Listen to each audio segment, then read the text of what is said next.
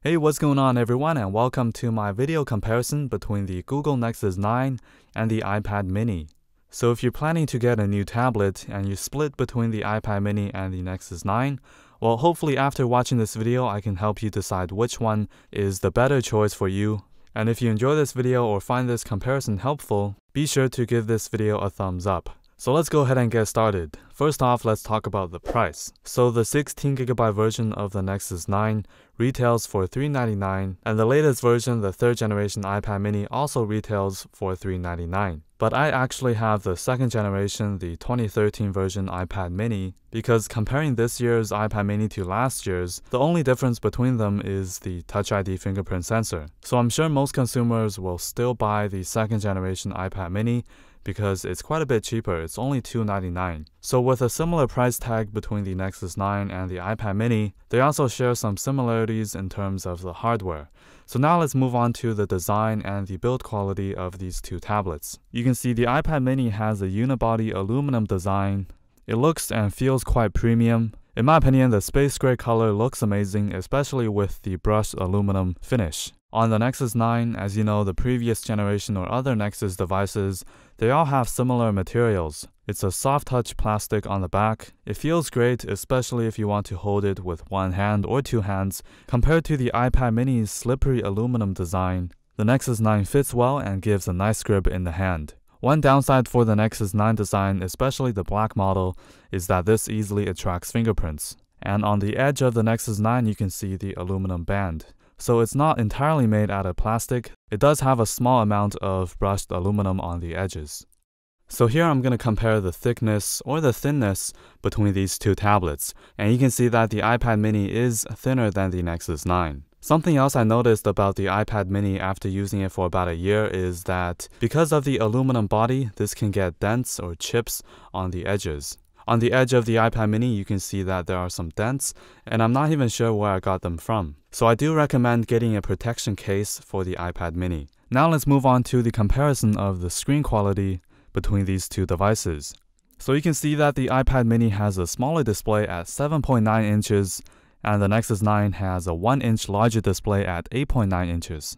And the resolution for the Nexus 9 is 2048 by 1536 at 281 pixels per inch. The iPad mini, on the other hand, has the same exact resolution at 2048 by 1536, but because of the smaller screen size, this has a higher pixel density at 324 pixels per inch. But honestly, putting these two devices side by side, I can't tell a difference between these two in terms of the screen resolution. Both of them are super clear, super high resolution, so there's no need to worry about the screen resolution because both of them are extremely high. They both use IPS LCD screens. For both displays, the colors are vibrant, nicely saturated, has a good amount of contrast for watching movies or looking at images. So to conclude the display quality, both displays are excellent. The power button is on the top of the iPad mini and the volume buttons are on the side. Above the volume buttons, you will find a mute switch. From my experience, the mute switch has been incredibly useful. Without having to go into my device, unlock it, and turning off the sound or mute my device, I can just flick the switch and it's gonna go in silence. On the Nexus 9, the volume buttons and the power button is on the side. It's very flat, so it's not as easy to press as the iPad mini. Alright, now let's talk about the software. My Nexus 9 is running on Android 5.0 Lollipop. If you're not familiar with Android 5.0, I do suggest that you go ahead and watch a video review of it, because I can't really explain everything in this video.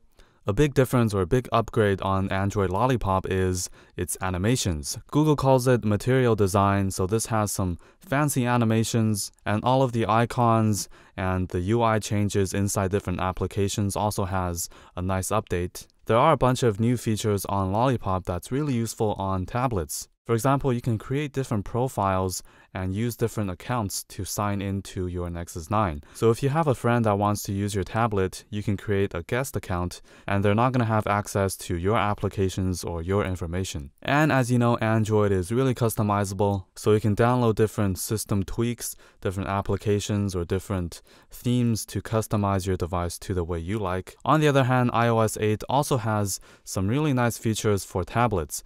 I actually made a video showing you a lot of iOS 8 new features, so I'm gonna leave my video link in this video's description, so be sure to check it out. So I'm not gonna go in detail with iOS 8, but I have to say iOS 8 is really smooth and it's really easy to use. So for the software, I'm not gonna say which one is better, iOS or Android, because this all comes down to your personal preference. So now let's move on to the specs of these two devices. So the iPad mini has the Apple A7 dual-core 1.3 GHz processor with the PowerVR G6430 quad-core graphics. This has 1 GB of RAM, and here is the benchmark. The Nexus 9, on the other hand, has the NVIDIA Tegra K1 dual-core 2.3 GHz processor with the Kepler DX1 graphics. This also has 2 GB of RAM. So the specs on the Nexus 9 is clearly better, and same thing with the benchmarks. But with everyday usage, you're not really going to notice a huge difference in terms of the performance. The iPad mini can handle pretty much every single application, but occasionally I do experience a small amount of lag inside applications. But overall, the iPad handles these applications quite well, from simple applications to intense graphic apps. The Nexus 9, of course, is a Google device, so it's going to handle all of the Google applications very well. With the Tegra K1 processor, you're also going to have no issues with playing games, and the overall performance on the Nexus 9 is excellent. Now let's move on to the speakers. On the Nexus 9, you can see that this has front-facing speakers. As you know, HTC makes some awesome front-facing speakers like the ones on the HTC One M8. So this is a huge plus for those who like to watch movies or play games because the sound is going to fire towards you. The iPad mini has bottom-facing speakers, so when you're watching a video or playing games, you can easily cover the speakers up with your hand and the sound is going to fire downwards or sideways. And the sound quality on these two devices are very similar, but I definitely prefer the front-facing speakers on the Nexus 9. Here's a quick speaker test of the new Google Nexus 9. So this is an update from last year's Nexus 7 and also the Nexus 10 from 2 years ago.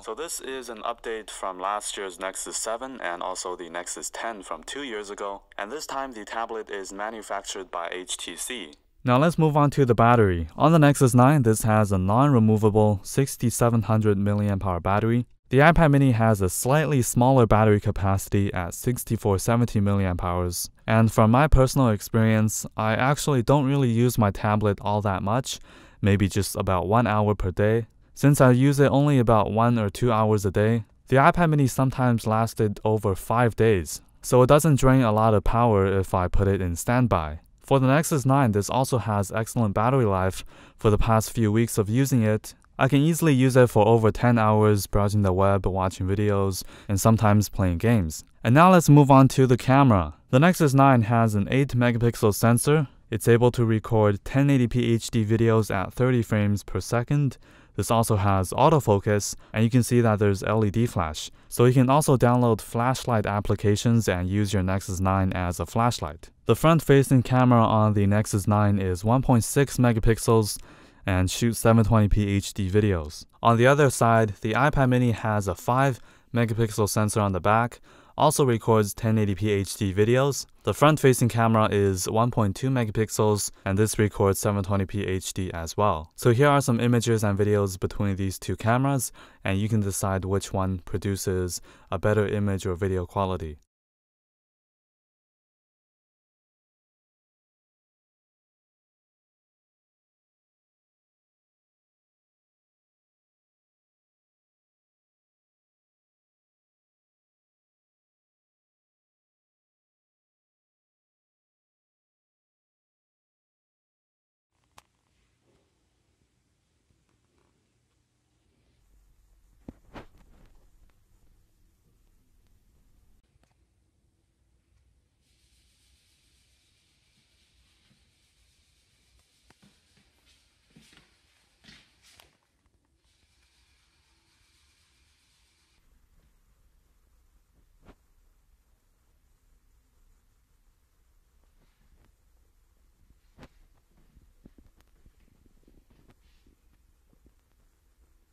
Okay, so this is a front-facing video test of the iPad mini. It's currently recording in 720p HD.